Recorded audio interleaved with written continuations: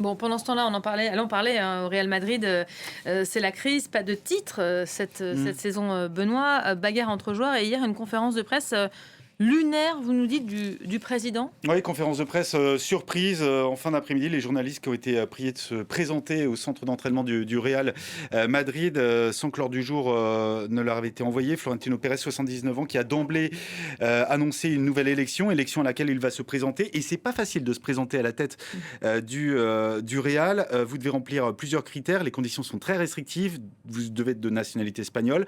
20 ans d'ancienneté ininterrompue en tant que sociaux et un sacré patrimoine. Attention, 187 millions d'euros, capable de couvrir 15% des dépenses du Real. Il cherche surtout une chose, Florentino Pérez, à asseoir son pouvoir alors que le Real traverse une vraie crise et pas que sportive.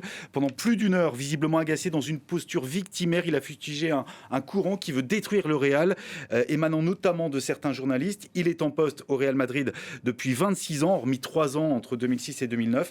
Pas un mot sur un éventuel changement d'entraîneur. On parle de José Mourinho qui prendrait la tête du Real cet été. Non, Florentino Pérez, lui, il était visiblement là hier pour régler ses comptes avec la presse, avec des dérapages sexistes. Vous allez l'entendre à travers ces deux extraits de Florentino Pérez. Écoutez. Regardez les journaux du jour. Par exemple, ces 2 articles dans le journal ABC. 2 articles contre le Real Madrid. Je pense qu'un des 2 a été écrit par une journaliste. Je ne sais pas si franchement elle y connaît quelque chose au football, mais peu importe. Je vous annonce ici que je vais me désabonner de ce journal. Laissez cette femme parler, bon sang. Elle a le droit de prendre le micro. Vraiment. Vous êtes tous affreux.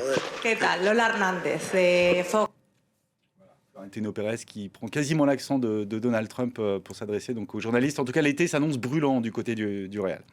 La crise